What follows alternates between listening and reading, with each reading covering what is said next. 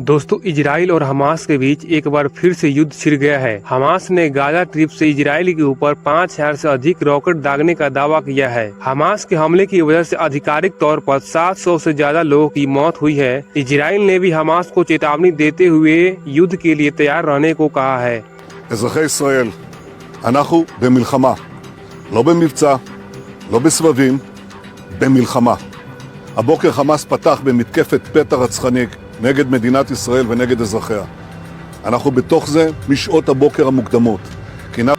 इस बात की जानकारी भी सामने आई है कि हमास के लड़ाकों ने इजराइल में घुसपैठ की है और सैनिकों पर गोलियां बरसाई हैं। फिलिस्तीनी चरमपंथियों के संगठन हमास को इजराइल ने भी जवाब दिया है। गाजा ट्रिप के पास इजरायली सैनिकों और हमास के लड़ाकों के बीच मुठभेड़ हो रही है। इजराइल ने गाजा ट्रिप पर हमला करना शुरू कर दिया है। ये पहला मौका नहीं है जब इजराइल और फिलिस्तीनी चरमपंथी संगठन हमास के बीच युद्ध हुआ है। 2021 में भी दोनों के बीच जंग हुई थी। ऐसे में आइए जानते हैं कि इजराइल फिलिस्तीन विवाद क्या है, जिसकी वजह से इस बार हमास और इजराइल के बीच युद्ध शुरू हो गई है।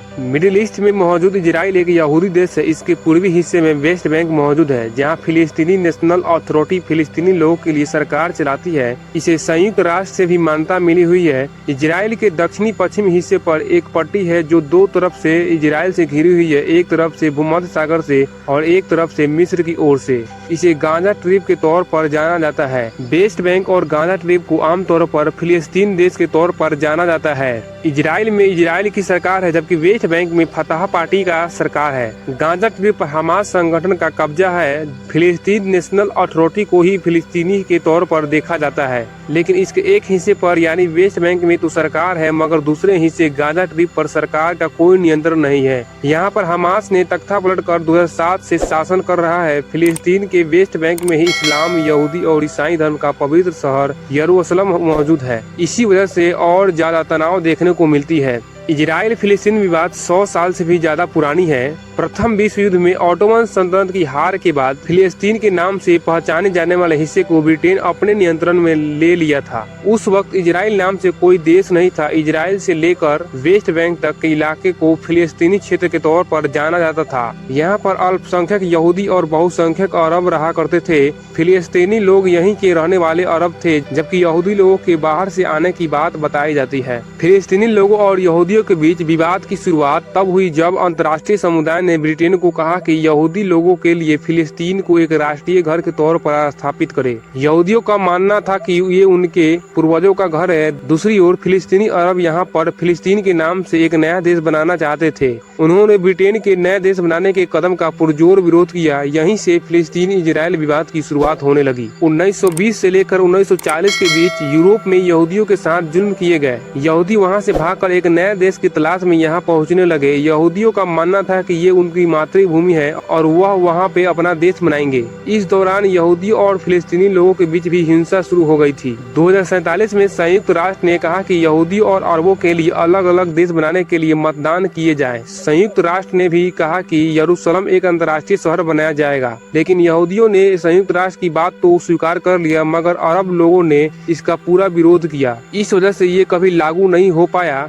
जब ब्रिटेन इस समस्या का समाधान नहीं कर पाया तो वो वहाँ से निकल गया। फिर 1948 में यहूदी नेताओं ने इजराइल नाम का एक देश का ऐलान कर दिया। फिलिस्तीनियों ने इसका पूरा विरोध किया। इस तरह दोनों पक्षों के बीच पहले युद्ध की शुरुआत हुई। जब तक युद्ध खत्म हुआ तब तक इजराइल के पास एक बड़ा हिस्सा आ चुका था। फिलिस्तीनी लोगों के लिए जॉर्डन और मिस्र जैसे अरब मुल्कों ने लड़ाई लड़ी थी, मगर उनकी हार की वजह से फिलिस्तीन एक छोटे हिस्से में सिमट कर रह गया। जॉर्डन के कब्जे में जो जमीन आई उसे वेस्ट बैंक का नाम मिला, जबकि मिस्र के कब्जे वाले इलाके को गाजा ट्रिप कहा गया। वही यरूशलेम शहर को पश्चिम में इजरायली सुरक्षा बल और पूर्व में जॉर्डन के सुरक्षा बलों के बीच बांट दिया गया। ये सब बिना किसी शांति समझौते के किया गया था। 1967 में जब दोबारा युद्ध हुआ तो इस बार इजराइल ने पूर्वी यरूशलेम के साथ साथ वेस्ट बैंक और गाजा ट्रिप पर भी कब्जा कर लिया। गाजा से तो इजराइल पीछे हट गया, मगर उसने वेस्ट बैंक के कुछ हिस्सों पर कंट्रोल जारी रखा है। इजराइल पूर्वी यरूशलेम को अपनी राजधानी के तौर पर होने का दावा करता है, जबकि फिलिस्तीनी लोग इसे अपनी भविष्य भविष्य की राजधानी मानते हैं। ज्यादातर फिलिस्तीनी लोग अभी भी वेस्ट बैंक में ही रहते हैं, जबकि कुछ लोग गाजा स्ट्रिप में रह रहे हैं। यरूशलेम शहर यहूदी, इस्लाम और ईसाई धर्म तीनों के लिए काफी महत्वपूर्ण शहर है। यरूशलेम में अल अक्सा मस्जिद मौजूद है, जिसे इस्लाम की सबसे पवित्र मस्जिदों में से एक माना जाता है।